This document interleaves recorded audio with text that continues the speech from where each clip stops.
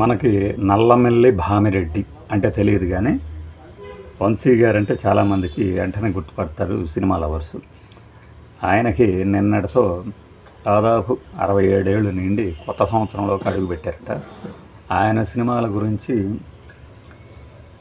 చాలా విని ఉంటారు. ఇప్పటికీ ఆయన 84లో సినిమా దర్శకుడిగా ఎంట్రీ ఇస్తే ఇదిగోండి ఇప్పుడు 2025 వచ్చింది.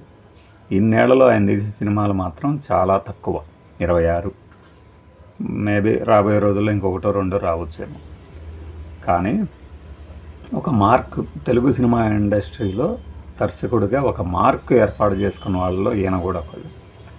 ఆయన తీసిన సినిమాలు చాలా తక్కువ, ఆ ఇంపాక్ట్ ఎక్కువ. ఈరోజుకి కృష్ణవంశీ కన్నా కూడా ముందు వంశీ అనే పేరు కనుక మాట్లాడితే ఎవరైనా ఇండస్ట్రీలో ఉన్నవాళ్ళు పెద్ద వంశీనా అని అడుగుతారు. ఆ తర్వాత కృష్ణవంశీ పేరు చెప్తారు.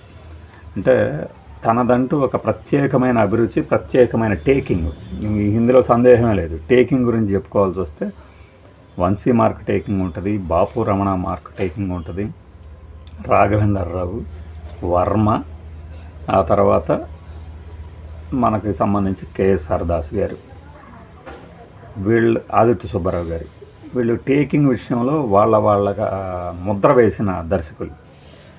ఆదర్శాలు, అభిరుచులు, మాస్ కమర్షియల్ ఎలిమెంట్స్, అలానే ఒక ఆఫ్ బీట్ ఐటమ్స్, ఇలా విభజించుకున్నప్పుడు తెలుగు సినిమాల్లో ఆఫ్ బీట్ని లేదంటే ఒక స్పెషల్ ముద్రని వేసిన దర్శకుల్లో కొంతమంది ఉంటారు. వాళ్ళలో ఈ వంశీ గారు కూడా ఒకళ్ళు. ఆయన ఫస్ట్ మంచు పల్లకి అనే ఒక సినిమాతో దర్శకుడిగా మారారు. ఆ సినిమా మంచి విజయం సాధించిందని కొంతమంది చెప్తారు, ఫ్లాప్ అయిందని కొంతమంది చెప్తారు. మంచు పల్లకినే ఈ యనమూరి వీరేంద్రనాథ్ గారు, అలానే ఆ చిరంజీ గారు మొదటి సినిమా. మనం ఈ వీడియోలో ఎక్కడ ఈ హీరో పేరు ప్రస్తావించము, ఇకపై రాదు కూడా. ఇప్పుడు ఆయన ఫోటోలు కూడా వాడము మన వీడియోల్లో, ఎందుకంటే అదేదో కంటెంట్, దీని మీద నాకే రైట్ ఉందని ఆయన అనుకుంటున్నారు కాబట్టి మనం దాన్ని గౌరవిద్దాం. అలానే ఆ పేరు ఇప్పుడు వాడే మంచు పల్లకి ఫోటో ఆయన సొంతంగా తీలా, ఆయన సినిమా కూడా కాదు ఇది.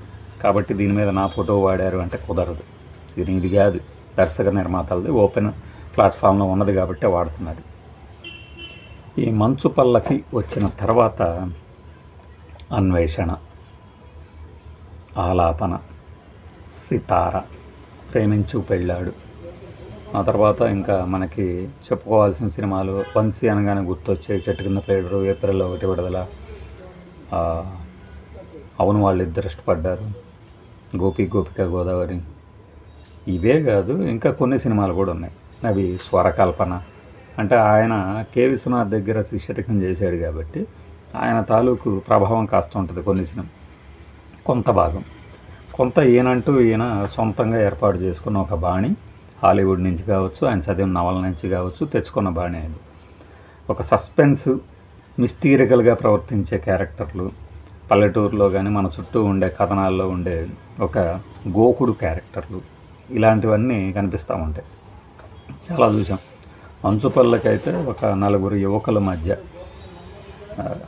అప్పట్లో అంటే ఎలా లైఫ్లో ముందుకెళ్ళాలి, కష్టాలేంటి, ఆ మధ్యలో వచ్చే విషాదము, చివరిలో సుహాసిని గారు చనిపోతారు.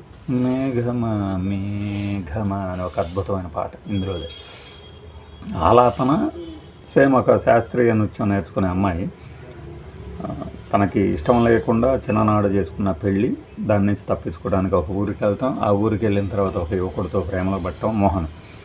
దాని నుంచి తన బాణి పక్కకి వెళ్తుంది, తన బాట అన్నప్పుడు గురువుగారు హెచ్చరించడం, తిరిగి నృత్యం మీదనే ఫోకస్ పెట్టిన ఆవిడ్ని మళ్ళీ దక్కించుకోవడానికి ఆ విలన్ ప్రదీప్ శక్తి వచ్చి బలాత్కారం చేయబోగా ఊర్లో వాళ్ళందరూ కూడా చంపేయడం ఆలాపన. అది పెద్దగా ఏమీ ఆడలేదు. అన్వేషణ అనేది ఒక ట్రెండ్ సెట్టర్. అవే కళ్ళు తర్వాత తెలుగులో వచ్చినటువంటి అత్యద్భుతమైనటువంటి సస్పెన్స్ సినిమా. మీరు ఈ రోజుకి చూస్తే విలన్ ఎవరు అంటే మీరు మర్చిపోతే సినిమా కథాంశం చివరిదాకా చూస్తారు. విలన్ ఎవరో మీరు మొదటిసారి చూసినప్పుడు గుర్తున్నా కూడా శరత్ బాబు, వై విజయ, రాళ్లపల్లి, సత్యనారాయణ గారు, మన కార్తీక్, అన్వేషణ. మన భానుప్రియ గారితో ఈయన అనుబంధం పాపం 35 ఏళ్ల నుంచి తెగిపోయిందని ఈ మధ్యన ఒక బాధపడ్డారు. ఒక చోట బాధపడలేదు, చెప్పారు 35 ఏళ్ళు అయింది ఆమెతో మాట్లాడి. ఇప్పుడు పొంతలో ముతకమ్మ తల్లి అని ఒక క్యారెక్టర్ ఇస్తాను, ఆమె ఏమి కనపడదు బయటికి, అంటే ఒక విగ్రహంలాగా కనిపిస్తుంది అని చెప్పి ఏదో చెప్పారు. కానీ ఆయనకి ఆమెకి ఎక్కడ పొరపరచాలంటే మేబీ ఆయన పెళ్లి చేసుకుంటానని అడిగినప్పుడు వాళ్ళ అమ్మగారు పడనేయకపోవడంతో అలా గ్యాప్ అలా పెద్దదైపోయి ఉండొచ్చు. ఎందుకంటే అప్పటికే ఆయనకి పెళ్ళి అయ్యి ఉండి ఒక హీరోయిన్ పెళ్లి చేసుకోవాలంటే హీరోయిన్ మదర్స్ ఎలా ఒప్పుకుంటారు. ప్లస్ ఇంకొకటి అంటే ఇక్కడ మనం ఆలోచించాల్సింది ఏంటంటే చాలామంది దర్శకులకి ఒక హీరోయిన్ అంటే ఒక హిట్ కాంబినేషన్ ఉంటుంది. ఆమెలోని ఆ నటనని ప్రతిభని ఆకర్షణకు లోనై సొంతం చేసుకోవాలనుకుంటారు. బట్ ఒకవేళ నిజంగానే పెళ్లి చేసుకున్నా కూడా అక్కడ ఆవిడలోని నటి చనిపోవటము, ఇక్కడ ఈయనలోని దర్శకుడు చనిపోవడం జరుగుతుంది. చాలాసార్లు ఇది రుజువైంది కూడా. అంటే ఆమె టాలెంట్ చూసి ఆకర్షణీయతలయ్యి ఒకవేళ భౌతిక ఆకర్షణకి లోనవటం అయితే కాదది. ఖచ్చితంగా ఒక కళాకారుడు ఇంకో కళాకారుడిని ఎక్కువగా సొంతం చేసుకోవాలనుకోవటమే అందరూ. దానికి ఎలా అయినా బ్రేక్ పడుద్ది కాబట్టి ఆల్రెడీ ఆయనకు పెళ్ళైంది కాబట్టి. చాలామందికి భ్రమ ఏంటంటే అసలు వంశీ గారు పెళ్ళే చేసుకోలేదు అప్పటి నుంచి అని. మీకు పెళ్ళై పిల్లలు ఉన్నారు, భార్య ఈ మధ్య చనిపోయారు. ఇది వంశీ గారి వ్యక్తిగతం. బయట ఉన్న తెలిసిన మిత్రుల ద్వారా మనకి వాళ్ళు చెప్పగా విన్నది, ఆయన సొంతంగా చెప్పిన దాన్ని బట్టి మనకి తెలిసింది. అయితే గొట్టుముక్కల పద్మారావు గారు అనే ఒక మిత్రుడు హెచ్చరించారు అప్పుడు. ఆయనే టీఆర్ఎస్ లీడరు, ఆయనే మన ఏప్రిల్ 1 విడుదల జోకర్ అనే సినిమాలు కూడా తీశారు మన వంశీతో. ఆయన హెచ్చరించారట అప్పుడు ఆ మోహంలోంచి బయటికి రమ్మని. బహుశా అదే భానుప్రియ అయి ఉండొచ్చు. ఇక ప్రేమించు పెళ్ళాడు, లేడీస్ టైలర్, చెట్టు కింద ప్లేడర్లో ఆ పాత సామాన్లు కొంటాం అనే ఒక క్యారెక్టర్. కానీ Alex can you give me some idea అనను. మన ఆనందరాజుని కృష్ణగారి సినిమాల్లో పెద్దగా ఆజానబాహుళ్లాగా ఉంటాడు, విలన్ క్యారెక్టర్లు చేసి ఎస్ బాస్ టైప్ క్యారెక్టర్. అంటే ఒక్కొక్క సినిమాకి ప్రతి క్యారెక్టర్కి ఒక మేనరిజం, కొత్త వాళ్ళని పరిచయం చేయటం, వాళ్ళందరూ తర్వాత దశల్లో పేర్లు తెచ్చుకోవటం. తెలకెన్ల భరణి, కృష్ణ భగవాను, మన ఎల్బి శ్రీరామ్ గారు ఏప్రిల్ 1 విడుదలలో కనబడతారు మనకి. కృష్ణ భగవాన్ కూడా అప్పుడే వచ్చారు. వీళ్ళందరికీ తర్వాత అవును వాళ్ళే దృష్టిపడ్డారు.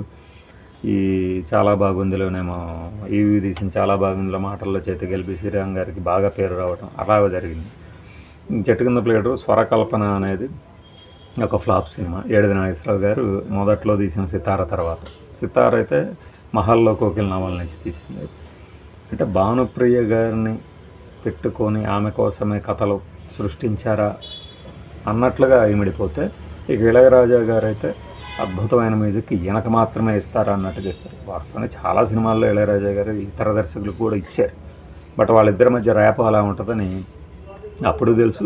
ఇప్పుడు వాళ్ళే సొంతంగా చెప్తున్నారు కూడా. ఆయన సొంతంగా ఒక యూట్యూబ్ గొట్టం పెట్టుకుని, ఎందుకంటే పెట్టాలి అలాంటి వాళ్ళు. అసలు ఒక సీన్ తీసామంటే ఎందుకు తీసాము, అది నచ్చకపోయినా వాళ్ళకి ఎందుకు నచ్చింది, ఇలాంటివన్నీ. ఈయన 90వ దశకంకి వచ్చేసరికి ఏప్రిల్ 1 విడుదల ఒక హిట్ సినిమా. దాని తర్వాత జోకర్ ఫ్లాపు, రాజేంద్ర ప్రసాద్తో ఆయనకి బ్రేక్ వచ్చింది. అలానే ఈ మన ఇళయరాజా గారితో, అందుకనే సొంతంగా చేసాడు నాకు తెలిసి, కాదని చెప్పొచ్చు. ఇప్పుడు జోకర్, ప్రేమ అండుకో అయితే రావు గోపాలరావు గారు ఉంటారు. నాకు తెలిసి రావు గోపాలరావు లాంటి ఒక సీనియర్ సీజన్డ్ యాక్టర్ని వంశీ గారి సినిమాల్లో ఇదే నేనైతే చూసింది. ఈ సినిమా రిలీజ్ అవ్వటం లేట్ అవుతుంతో ఫ్లాప్ అయింది, కానీ చాలా బాగుంటుంది. 94లో ఈ మనకి ఏంటది అదేదో ఒక సినిమా వచ్చింది, పోయింది. దాని తర్వాత 95లో లింగబాబులో స్టోరీ. ఇది మన కృష్ణ గారి సాక్షిలానే ఉంటుంది కథాంశం. ఆ తర్వాత చాలా రోజులు గ్యాప్ వచ్చినా కూడా, ఈయన సినిమాలు తీస్తున్నా కూడా 94లో వచ్చింది నీకు 16 నాకు 18.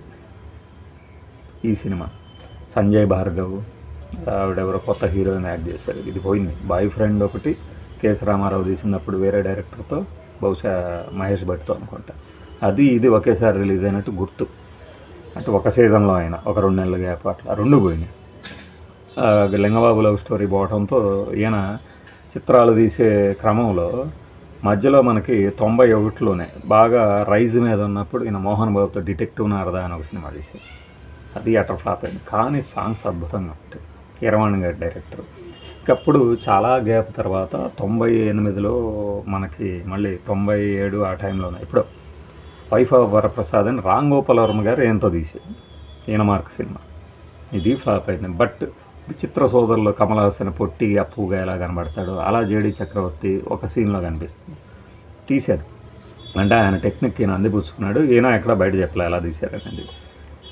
ఇక ఆ తర్వాత అవును వాళ్ళు ఇద్దరు ఇష్టపడ్డారు. 98 తర్వాత అవును వాళ్ళు ఇద్దరు ఇష్టపడ్డారు అనేది ఎంత పెద్ద హిట్ అయింది అనేది అప్పటి కొత్త ప్రేక్షకులకి కొత్తగా ఉంది.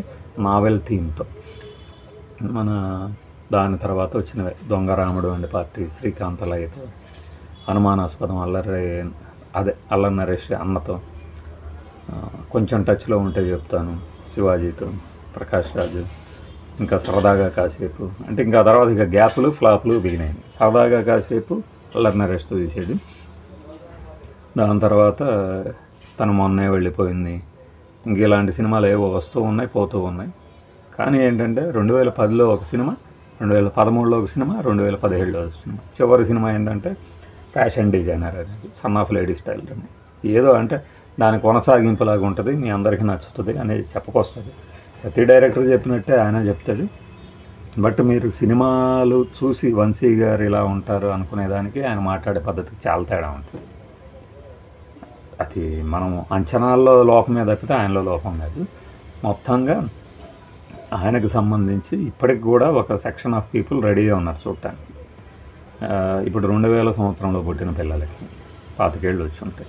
వాళ్ళకి అవును వాళ్ళు ఇద్దరు ఇష్టపడ్డారు అనేది ఒకటి, అనుమానాస్పదం, ఆ కాలర్ ట్యూన్, ఇవి గుర్తుంటాయి. ఇంకొక హిట్ కనుక కొడితే ఆయన ఒక మంచి అంటే మంచి మీన్స్ ఏంటంటే కమర్షియల్ సినిమా. బాబు గారే అన్నారని ఆయన చెప్తున్నాడు ఈ మధ్య. ఇది మీరెందుకు మంచి, ఇప్పుడే మీరు ఒక బుక్ ఒక కథ చదివారు, రమణ గారు ఏడుస్తూ వెళ్ళారు, కన్నీళ్ళు పెట్టించే ఇలాంటి మంచి కథలు రాస్తున్న మీరు చెత్త సినిమాలు ఎందుకు చేస్తారు, పిచ్చి పిచ్చి సినిమాలు అని అడిగారట. డబ్బు కోసం కావచ్చు, బడ్జెట్ తక్కువ కావచ్చు, తొందరగా పూర్తి చేయాల్సి రావచ్చు. ముఖ్యంగా తను మొన్న వెళ్ళిపోయింది అనబడి ఒక సినిమాలో అయితే కనీసం ఆ హీరోయిన్కి మేకప్ కూడా ఎంత దరిద్రంగా ఉంటుందో తెలియవచ్చు.